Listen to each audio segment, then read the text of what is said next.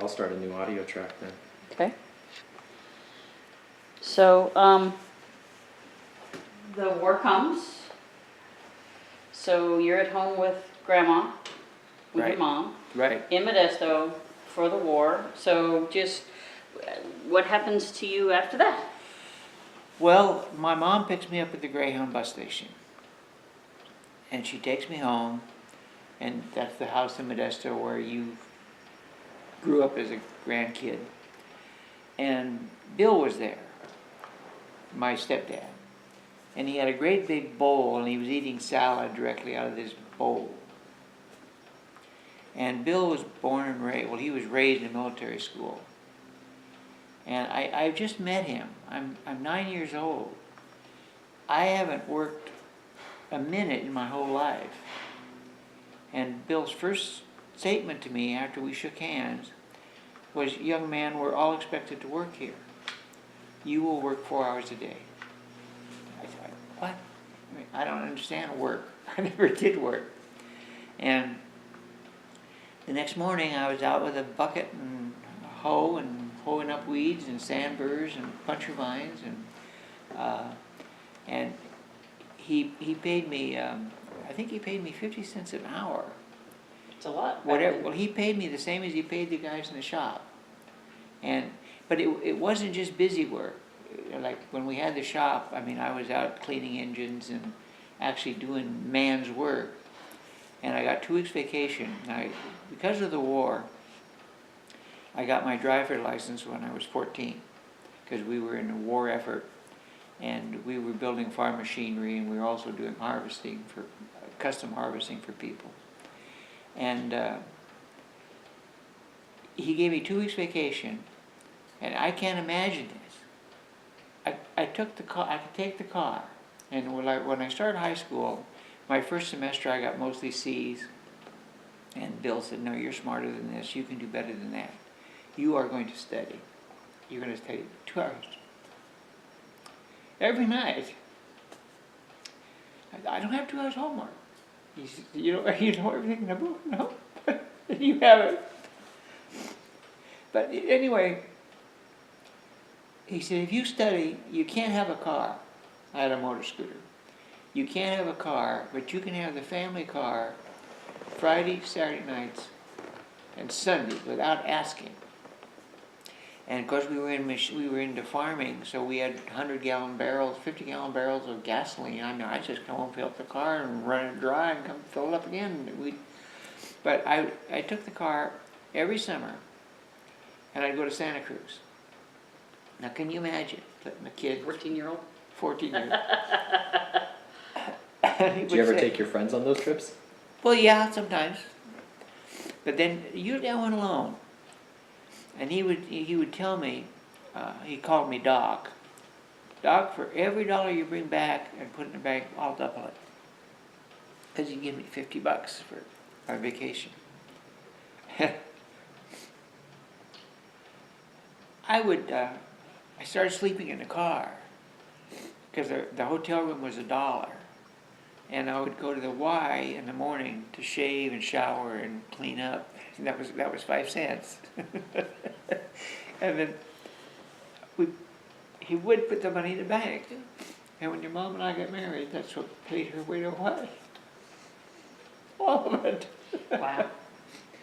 You know, you gave me that advice in 96 or 97. Study 2 hours a night, and you'll get the grades that you want. And I got decent grades in high school, but it was in college where I started doing that. And you're the reason that I made Dean's List and I graduated with distinction in my major. Well, that's exactly what happened to me in high school.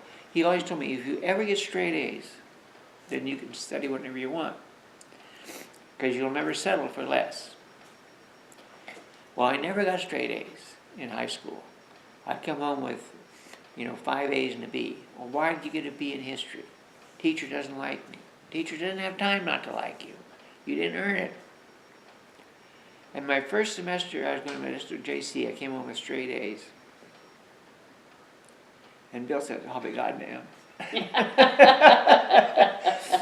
And that was, and he was right. I wanted nothing but A's after that. I mean, I had a guy by the name in junior college by the name of Charlie Black. He was a professor, and he was a graduate of Bowl Hall with all kinds of honors, but he was too smart to practice law. I mean, he just couldn't relate to people. But my cousin Don Shimon told me, whatever grade you get, the first grade you get from him is the grade you're going to get every time from him.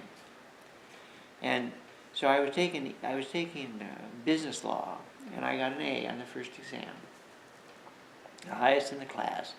And if you got the highest in the class, you didn't have to take the next exam, so you just had to take every other one.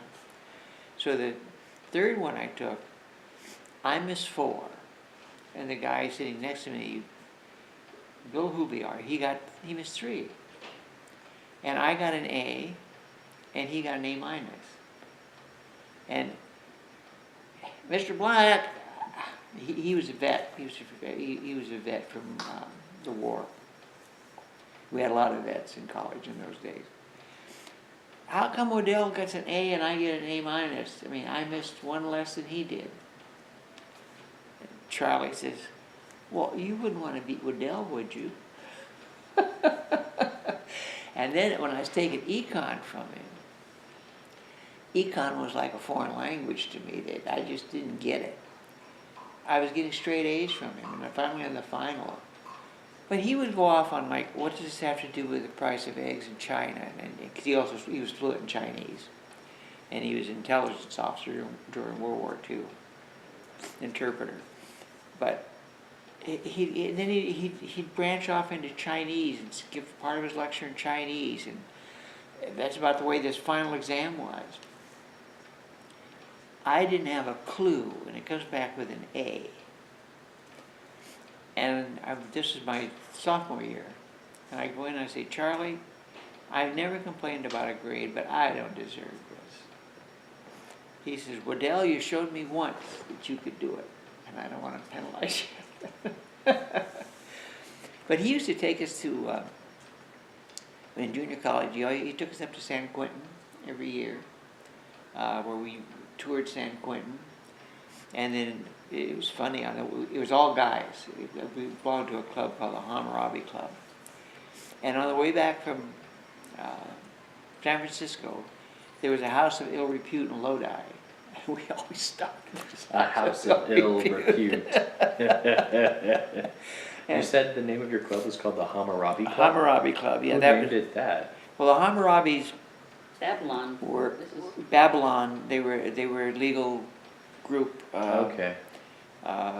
They just took the name for this club. It wasn't a fraternity; it was a club. A school club. I was just wondering who came up with the name, because it's pretty awesome for a legal club. But Charlie was the kind of guy if a bunch of guys sitting around, we could invite him to our parties, and he'd sit on the floor and drink beer and bullshit. I mean, he was just a great professor. But like I asked him, he always had an Omicron Phi Pi key from distinguished in economics. I used to always tease him, Charlie, is that the only honor you ever got? So he pulls out this clump of keys out of his vest. He says, no, I had a few more. But and Bill never ever not violated me not taking the car on Friday. My mom, they would go to dances and stuff, take the pickup. He never once violated that rule. But sometimes I'm getting ready to go. I'm going to go to the football game on Friday night, and he says, Doc, you still owe me 45 minutes. I'll do it tomorrow. No, you'll do it now. And he never argued with him, because if you argued with him, it got worse. I mean, he never once ever touched me or even raised his voice to me. But I know one time we were out playing. We had we had the acreage out there, and it was all in clover, and so we were out there, a bunch of kids playing football. I thought somebody tackled me particularly hard, and I called him a son of a bitch, and Bill overheard it. And Bill came to me and he says, Doc, I think your friends better leave now. And then he gave me a rifle. Marked off 50 paces for 4 hours marching. But I know, what a role model. One time we were going to stop, because we went up to Lathrop Army Depot and we bid on Army surplus.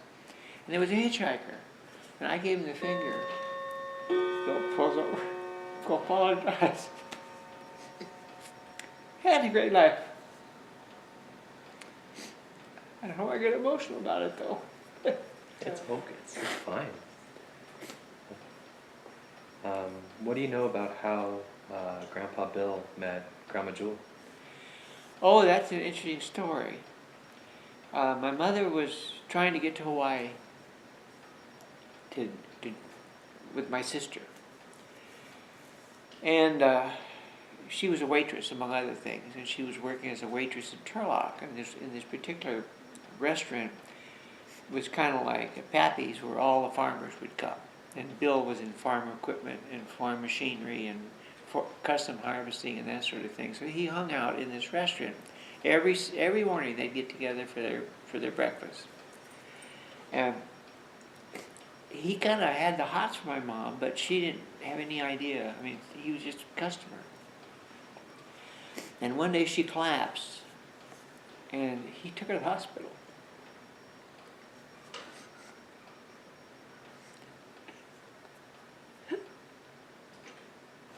Anyway, she had to have her ovaries removed.